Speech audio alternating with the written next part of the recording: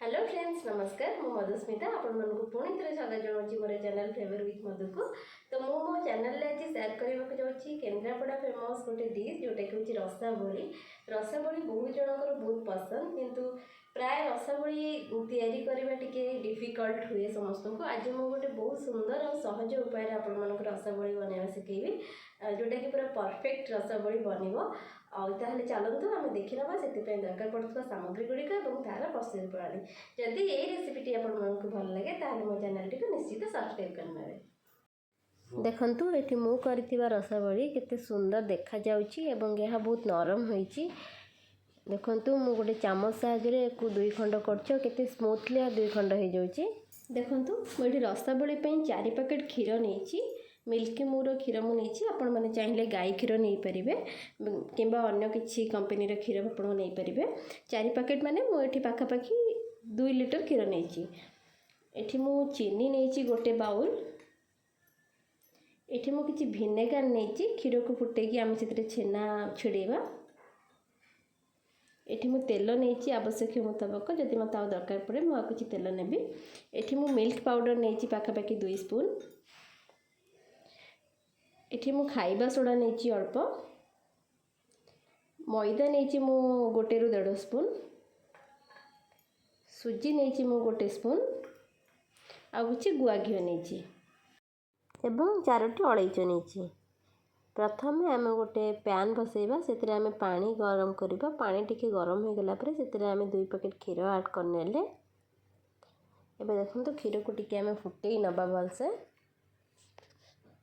गोटे डंकी साहाय्य मुझे क्षीर को डंकी फुटे नेली। देखो क्षीर आमर फुटी आसला पूरा परफेक्टली। एबे गैस फ्लेम को आम ऑफ करदबा। आबे से हाफ हाफ करके आम विनेगार दबा। एकाथरे आम सब विनेगार पकेबानी। मु अल्प टिके प्रथम पकेली बे पुणी मु आउटे पकेनेबी। देखो क्षीर ऑलमोस्ट आम छेना छिड़ीबा स्टार्ट हो गलानी। एबे मुझे सब विनेगार तक पकई नौछि। देखंतु हमर क्षीर रु छेना पूरा भलसे छिड़ीगला। आम यह गोटे पात्र रे छाणी नबा। देखंतु मु एक छणा साहाय्य को छाणी नौछि। देखंतु मु सब छेना छाणी नेली और बाकी जो छेना पानी टी रहिबो ताको मु फिंगीबेनी। एथिरे मु कांजी बनेबी और आपण मानक सहित तार रेसिपी मध्ये शेयर करी। गोटे डंकी साहाय्य मु छेना रु पानी काढी नौछि। छेना पानी कांजी मध्य खाइबा को बहुत स्वादिष्ट लगी थाए। एबे देखंतु मु गोटे कड़ाई नौछि सेतिरे मु क्षीर आउ 2 पैकेट ऐड करनेली।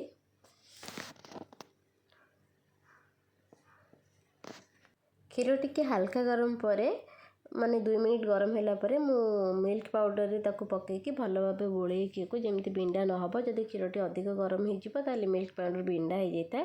देखंतु मु याको भलो भाबे गोळेई नेली पूरा भलसे आ याको मु एबे क्षीर रे ऐड करनेबी। या द्वारा हमर जो रसाबली जो रसटा से टिके बहलिया हो जाए एवं क्रीमी लगे खाइबा पई।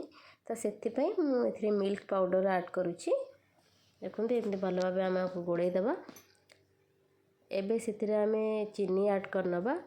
चीनी आपणक मिठा हिसाब रे ऐड करिवे। रसाबली एते मिठा होई न थाए खाइबा पई तो मु एथिरे 1 बाउल चीनी ऐड करची। आपण माने जदि कम कि बेसी चीनी चाहउचंती ताले से हिसाब रे आपण माने ऐड करिवे।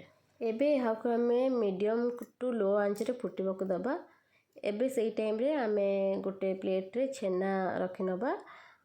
देखंतु मु छेना को एमती खोली दउची। मु छेना रे कॉटन कपड़ा गोड़े नथली काहे कि ना मते टिके पानी दरकार थिला छेना रे। आपण माने भी कॉटन कपड़ा गोड़ेइबेनी नाले टाण हो जिवो हमर छेना बराटी। एबे सेतिरे मु मैदा नेली 1.5 स्पून, सूजी 1 स्पून एवं गुआ घी 1 स्पून मु ऐड कर देली। एबे याको भलो भाबे मु हाथ रे चकुड़ी देबी। देखंतु मो हाथ आ मोर पापुली रो टिप साहाय्य रे मु ताको केमती एमती चकुड़ी नौजी भलसे जेमती कि एटा गोटे बहुत भलो नरम डो रे प्रस्तुत हो जिवो। देखंतु आपण माने एमती ठीक चकटिबे नहले छेना बरा जेते ताको गढ़ीबे से फाटी जाई थाए। एबे सेतिरे मु किछि खाइबा सोडा ऐड करनेली।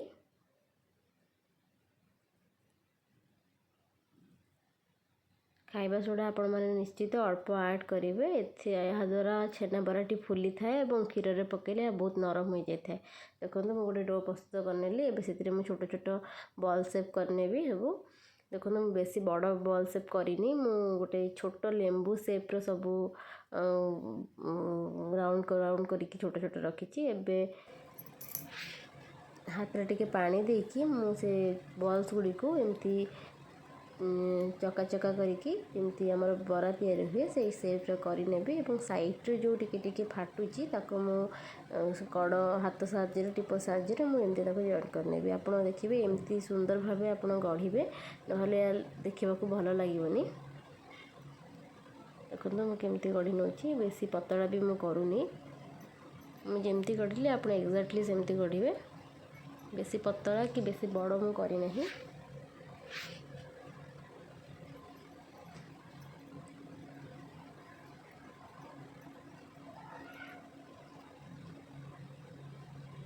हाथ में टिके पानी लगे लगे करेंगे जहाँद्वारा कि एमती फाटिले आप पुणी प्लेन कर पारे।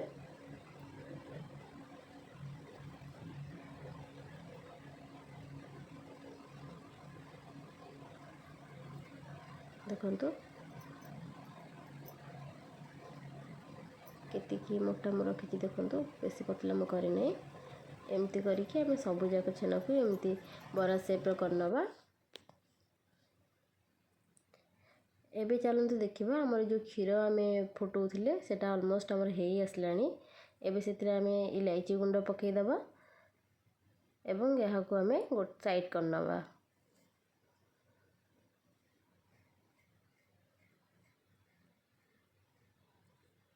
देखो मुझे घोड़े के गोटे साइड करनेली।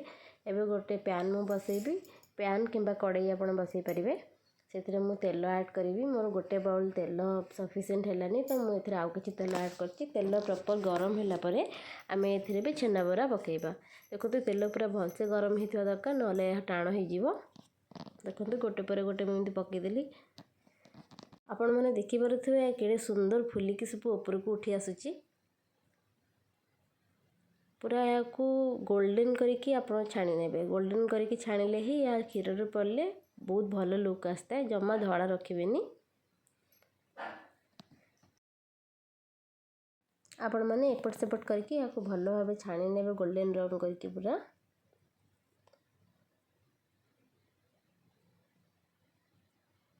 देखो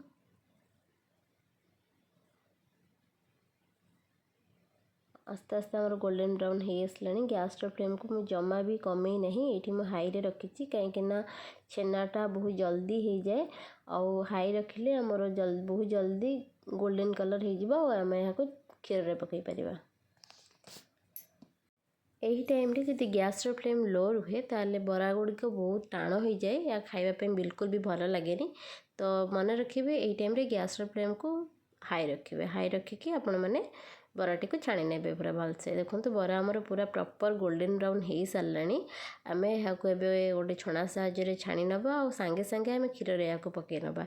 बिल्कुल भी ठंडा करने को रखानी कि क्षीर भी आमर गरम थी दरकार। आम जो पकईवा ठंडा क्षीर भी आम पकईबानी। तो आम सांगे सांगे ए क्षीर को ओल्लई तो से क्षीर में आम गरम गरम छेना बरा को पकई नवा।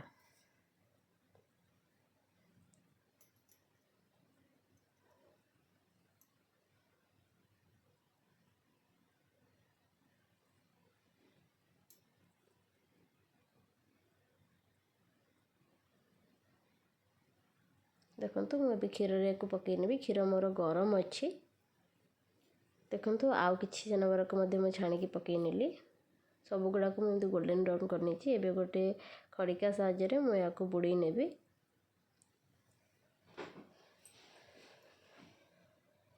एबे यहाँ को मु गैस रे आउ